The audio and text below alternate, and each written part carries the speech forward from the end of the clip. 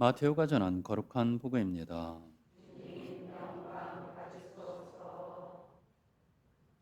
그때 예수님께서는 여러 가지 비유로 수석 사제들과 백성의 원로들에게 말씀하셨다.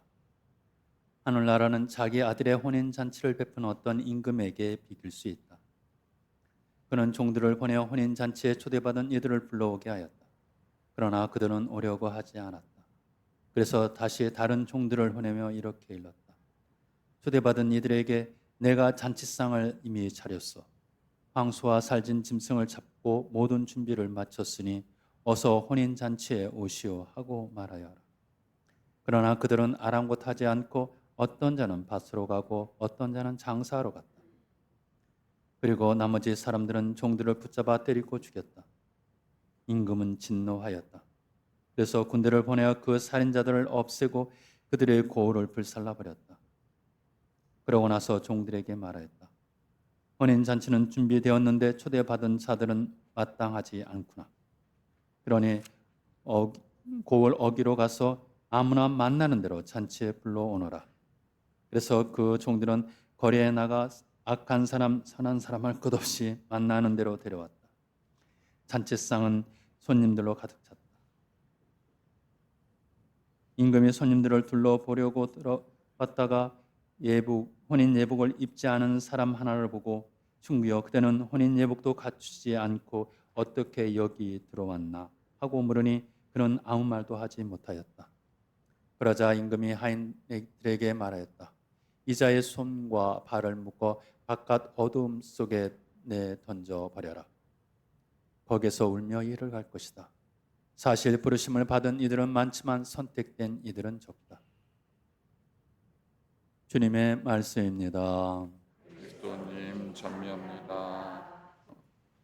오늘 복음은 초대교회의 모습을 그대로 반영한 복음의 내용이죠. 하나님께 선택받은 민족으로서 모든 면에서 하나님의 은총에 있어 우선순위에 있다라고 생각하는 유다인들이 하나님 나라의 초대를 한 예수님을 받아들이지 않고 그들은 그들의 생활 속에 그냥 묻혀서 살아가는, 아무런 감각 없이 그냥 살아가는, 자기 것에만 갇혀 살아가는, 신앙생활을 제대로 하지 않으려는 그들의 모습을 그대로 보여주는 거고, 이제 그 자리에 이방인들이라고 말하는, 죄인이라고 말하는 그들이 이제 유다 외의 사람들이 교회에 들어오기 시작합니다. 그 모습을 그대로 보여주는 것이죠. 근데 여기서 문제는 그렇게 불러들인 그 사람들 안에서 당신이 부르셨고 이미 준비가 덜 됐다고 생각하고 어떻게 뭔지도 모르고 이렇게 불림을 받고 왔을 것 같은 사람들도 많은데 그들에게 무조건적으로 당신 혼인잔치에 하늘나라에 부르시는 것으로 끝나는 게 아니라 나름대로 예의를 갖추는 삶의 노력들을 요구하고 그것을 살아내지 못하는 사람들에 대한 또한 벌을 내리시는 모습과 함께 대비되는 내용으로 오늘 복음이 전해집니다. 오늘 우리 응용축도 합니다. 특히 서약식 때는 더 의미가 있는 복음이 될 수도 있고, 그리고 또 오늘 강의와 같은 내용에 연결되는 내용이기도 합니다. 우리가 프란스칸으로서 삶의 부르심을 받았습니다. 때로 우리는 정말 깊은 체험과 프란스코의 그 삶이 나를 감동으로 이끌었고, 그래서 그 감동으로 말미암아 프란스칸이 되는 경우도 있고, 혹은 우리 대부모님들, 신앙의 선배들이 살아가는 모습 속에서 감동이 되었고 나도 한번 저렇게 살고 싶어 하고 들어오신 분들도 있고, 다양한 모습으로 하나님께서는 우리를 프란스칸의 삶으로 불러주셨다는 사실입니다. 그런데 이 부르주심으로 끝나는 것이 아니라 서약이라는 걸 통해서 이제 우리에게 보다 구체적으로 내 부르심에 응답하는 삶을 살아내 하고 우리를 요청하셨고, 우리는 그 요청에 응답을 한 사람들.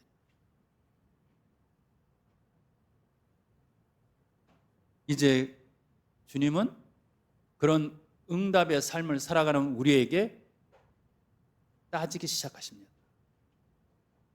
자네는 옷을 입었는가? 예복을 입었는가? 한마디로 말해서 프란스칸다운, 그래, 너가 사부님이라고 말하는 그 성프란스코를 닮아 살아갔다고 생각하는가? 라는 질문을 던지시는 거죠. 적어도 그 삶을 살아내려고 발버둥 치고 살아가는가라는 것을 우리에게 물으시는 것이죠. 오늘 복음에서는 너무 잔인한, 그렇게 살아내지 못하는 사람들에 대한 예수님의 너무 사랑이 없으신 것 같은 그런 벌이 이야기되고 있습니다.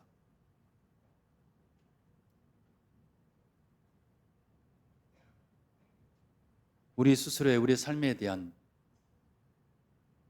깊은 반성을, 두려움까지 느낄 수 있는 나의 불성실한 응답의 삶을 나는 살아가고 있지 않는가라는 반성이 필요한 오늘 복음의 내용이죠. 저 스스로도 참 이렇게 생각할 때마다 좀 반성을 하게 됩니다. 그러면서도 또 제대로 살아내지 못하고요. 나름대로는 이렇게 좀 뭔가를 해봐야겠다는 생각으로 이렇게 뭘 하긴 해요. 제 그 방에는 어느 수녀님께서 주신 그림이 있어요. 족자 이렇게 내는 그림이 하나 있는데 이렇게 저를 생각하면서 그리셨다고 그러시더라고요. 그래서 이렇게 성물돌 바치는 데뭐 소나무가 있고 그 소나무에 새가 앉아 있고 그래요. 그런 그림이에요. 그래서 근데 그림이 중요한 게 아니라 글이에요. 정확하게 제가 못 외웠어요. 옛날 끝장면만 끝단락만 제가 기억하고 그러니까. 그런데 바람이 소울까지를 스치며 소울바람 되듯이 당신에게서는 사랑이 됩니다 라는 뜻이에요. 그걸 제가 항상 그래요. 정말 나는 내가 만나는 사람들 안에서 그리스도의 사랑을 느끼게 생활하고 있는가? 느끼게 해줄 수 있는가? 나를 스쳐간 그 바람이 상대방에게 온갖 이기적이고 자기만 알고 가난하지도 못하고 뭐 그런 것, 그런 것은 아닌가라는 반성을 하게 되는, 참 수녀님도 고약한 선물을 저한테 해주셨다라는 생각 가끔 해요. 그러면서도 그걸 걸어놓고 매일 이렇게 일어날 때 볼 수 있는 위치에 이렇게 걸려져 있어요. 오늘은 사랑을 좀 해야지. 그러나 또 여전히 또 감정이 치우치는, 제 성격이 저번에 그 MBTI 얘기했죠? 그러니까 제가 성격이 ESTJ입니다. 승격파 잘 내는 성격이죠. 금방 승질내고 막 하는. 그러다 보니 예루니모 성처럼 매일, 예루니모 성이도 아마 ESTJ였던가 봐요.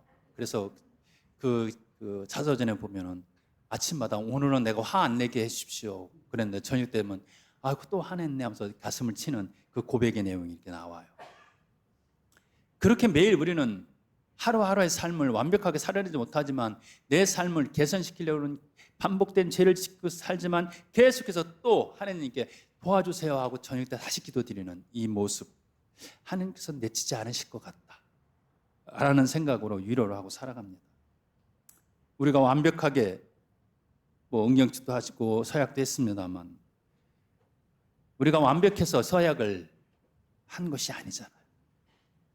강의 때도 말씀드렸습니다만 하느님, 당신의 도움으로 제가 이 약속을 이룰 수 있다라고 저는 믿습니다. 그러니 저를 도와주세요 라는 것이 우리가 한 약속이라고 저는 생각합니다. 우리의 약속의 그 말은 정말 약속이지만 그 그 약속이 담고 있는 그 의미는 당신의 도움을 간절히 바라는 우리의 바람을 담고 있죠. 그것이 우리가 하는 저에게 삶이라고 저는 생각합니다. 죽을 때까지 그 약속을 지키려고 노력하는 발버둥이라도 치고 살아가는 우리들이었으면 좋겠습니다. 그것이 우리가 하늘나라의 부르심을 받은 우리들이 꼭 지켜야 되는, 꼭 간직해야 되는 마음이라고 저는 생각합니다.